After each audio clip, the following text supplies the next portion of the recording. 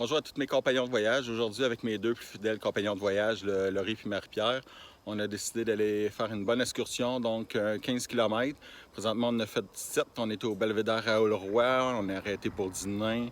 Donc, on est dans le parc du Bic à l'extrémité ouest. Donc, le parc du Bic nous offre vraiment des beaux sentiers. Belvédère à Aulroy, la particularité, c'est une belle place pour l'observation des oiseaux de proie là, qui sont de passage ici dans la région. Le Parc du Bic a vraiment mis des beaux panneaux pour pouvoir les identifier, faire la différence entre les panneaux. Et entre autres, un beau panneau sur le faucon pèlerin. Donc, il y en a qui connaissent mon attachement pour le faucon pèlerin. Fait que, donc, c'est une belle place justement pour les observer. Par contre, en chemin, là, on a observé quelques-uns. Là, présentement, on n'en voit pas. Par contre, là, on est très bien accompagné par les mouches noires et les maringouins, donc par les Laurie qui s'est fait manger les épaules tout le long en s'en venant. Donc, l'huile à mouche, la crème à mouche va être de mise là, pour le retour. Donc, un autre 2h20 sûrement pour le retour. C'est ça que ça nous a pris pour s'en venir. Donc, c'est une bonne excursion. Est-ce que c'était beaucoup pour aujourd'hui? Pour une deuxième excursion, on avait fait un 5 km mardi. Là, on est vendredi, on se tape un 15. Je vous avoue que la marche est haute. Par contre, les défis sont à la hauteur des ambitions des gens qui les entreprennent. Donc, on va le faire, puis on va être fiers après ça de l'avoir fait. Fait que, donc, c'est ça. Hier, on a reçu un courriel de la CEPAC. Dans le courriel, il nous a amené un article du blog de la CEPAC, un article qui a été écrit par Alex Béraud, conseillère médias sociaux à la CEPAC. C'est les 10 commandements. Donc, ça va comme suit. Un maître de la planification, je serai. Donc, effectivement, c'est important, là, au point de vue du COVID, de vérifier au niveau des parcs. C'est pas tous les sentiers qui sont ouverts, c'est pas tous les sentiers qui sont accessibles. Donc, c'est important de vérifier, de planifier notre sentier comme il faut et d'emmener le matériel nécessaire avec ça. L'autre article, c'est mon droit d'accès en main j'aurai. Donc, les droits d'accès présentement à la CEPAC sont payables en ligne. Donc, c'est important d'assumer notre droit de la CEPAC. Puis, je prends beaucoup le paiement là, au niveau du parc. Les parcs nationaux nous offrent de beaux secteurs, de beaux sentiers, c'est entretenu. Ils offrent également des beaux services, donc c'est important de pouvoir continuer à en profiter. Et pour ça, ça prend effectivement des revenus, puis oui, les revenus du gouvernement, mais aussi les revenus qui sont par les passes qu'on paye à chaque fois ou bien les passes quotidiennes. L'autre commandement, c'est dans un sentier à la hauteur de mes capacités, je m'aventurerai. Donc, les ressources de secours, tout ça, les ressources au niveau des parcs aussi, c'est tout réduit. Donc, c'est important de s'aventurer dans un sentier à la hauteur de nos capacités. Comme ça, on n'utilise pas les ressources inutilement. Au niveau du parc à venir nous aider ou venir nous chercher, ou les ressources ambulancières, les services incendies également, tout ça. Fait que c'est important de respecter ses limites puis de s'aventurer dans un sentier qui est à la hauteur de nos capacités. Ensuite, l'autre commandement, c'est ma petite trousse anti-COVID, j'apporterai. Donc, la petite trousse anti-COVID que la CEPAC prône, c'est un désinfectant à main et un masque ou un couvre-visage.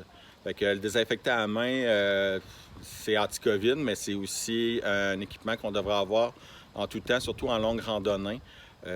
Parce qu'il y a beaucoup de gens qui peuvent suivre ces sentiers-là. Souvent, on puise notre eau dans les ruisseaux et tout ça, fait qu'il y en a des fois qui peuvent pogner une infection.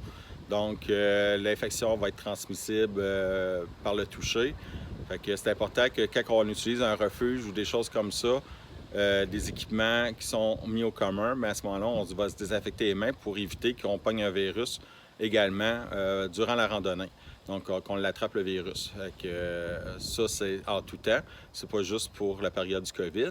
Le masque ou le couvre-visage, moi, personnellement, j'apporte un bémol là-dessus. Je veux dire, on est en plein air, on est dehors, on est capable de respecter la distanciation de 2 mètres.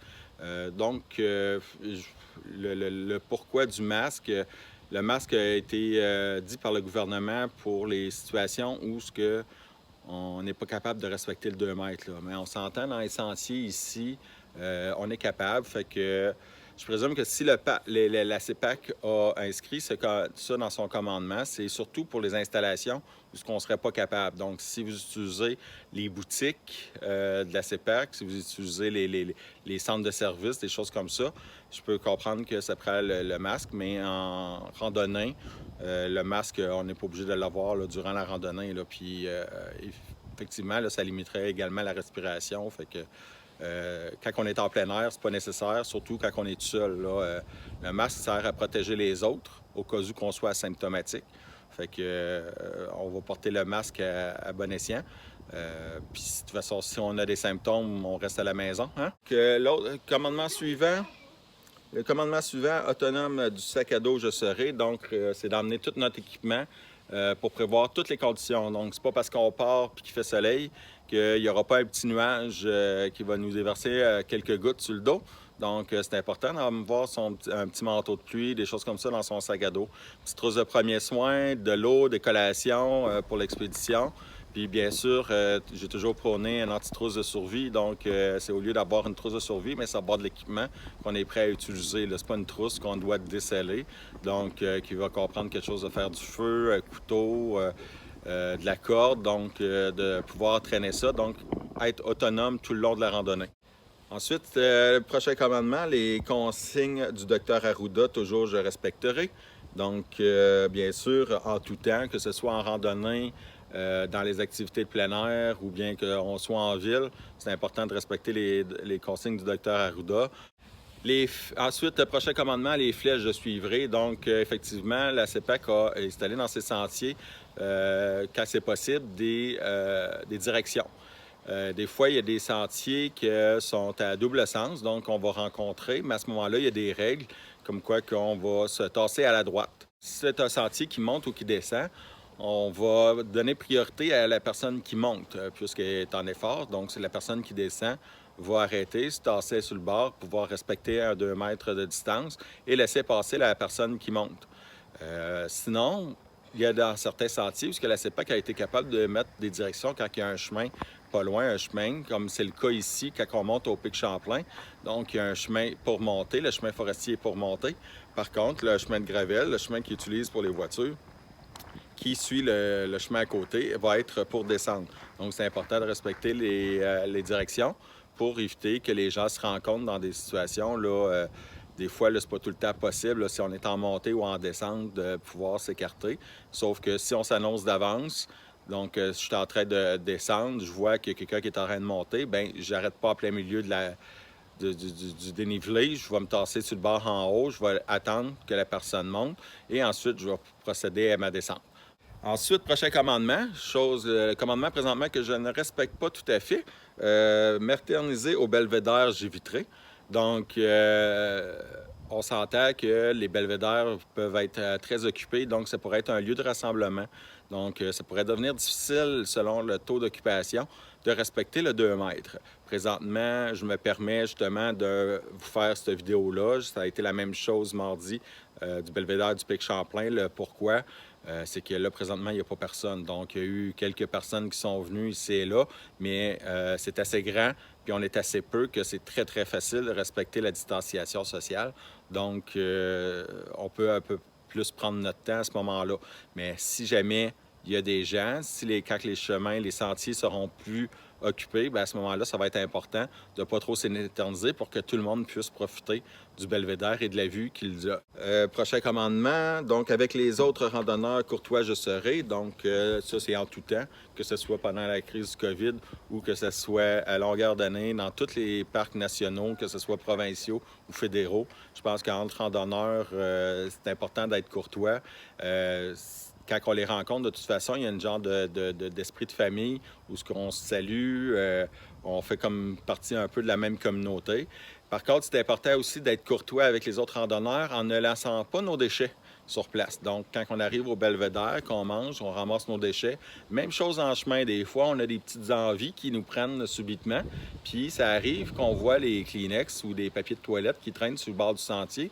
Mais à ce moment-là, essayez de faire une randonnée sans trace. Donc, de faire disparaître. Traînez-vous un ziploc, mettez vos déchets dans un ziploc, ramenez ça à la maison, jetez ça à la poubelle, mais pas le long des sentiers. Donc ça aussi, c'est être courtois avec les autres randonneurs en laissant les lieux tels qu'ils étaient quand on est arrivé, puis en faisant de la randonnée sans trace. Et le dernier commandement, du bon temps en nature, je passerai. Donc, ça se passe d'explication. La nature est là justement pour nous ressourcer. Elle nous apporte une énergie incroyable. C'est important d'en profiter. Puis justement, la pandémie nous offre plus d'opportunités de pouvoir se ressourcer. Donc, profitez de la nature. Soyez par contre respectueux envers la nature, mais n'hésitez pas à sortir. Commencez par des petites randonnées. Sortez, allez un peu dans le bois, informez-vous aux parcs nationaux qui sont proches de chez vous. Ils offrent des services, ils peuvent vous offrir une carte puis de vous orienter pour des plus petites randonnées. Commencez petit et allez-y progressivement, puis équipez-vous. Et vous allez voir, vous allez découvrir quelque chose vraiment qui est ressourçant, énergisant et qui fait vivre plein d'émotions. Et si vous avez des questions, n'hésitez pas, écrivez-les en commentaire, je vais me faire un plaisir d'y répondre. Si vous avez aimé la vidéo, ben partagez-le, parlez-en. Donc, j'ai appelé ma chaîne L'Appel des Appalaches et vous savez pourquoi. C'est que j'ai comme projet en 2024 d'aller faire le Sentier international des Appalaches et l'Appalachian Trail, donc 4690 km en 8 mois. Donc, je me prépare à ça et je me permets justement de vous partager le savoir que j'accumule que j'ai déjà et que j'accumule puis que j'apprends d'ici ma randonnée. Donc, merci à tous mes compagnons de voyage qui m'encouragent. Puis, n'hésitez pas, si vous avez des questions, à m'écrire là-dessus. Profitez de la nature et je vous retrouve à notre prochaine randonnée. Bonne journée!